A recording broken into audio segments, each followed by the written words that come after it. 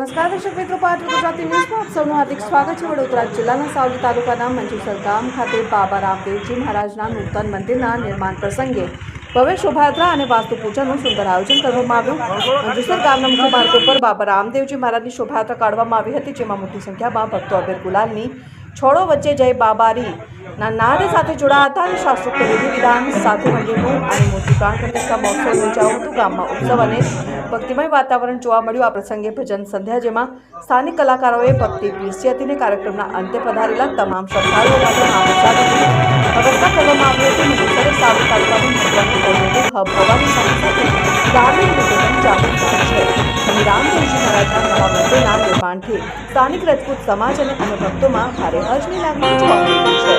આ પ્રસંગે આજુબાજુ ગામના લોકો મોટી સંખ્યામાં ઉપસ્થિત હતા।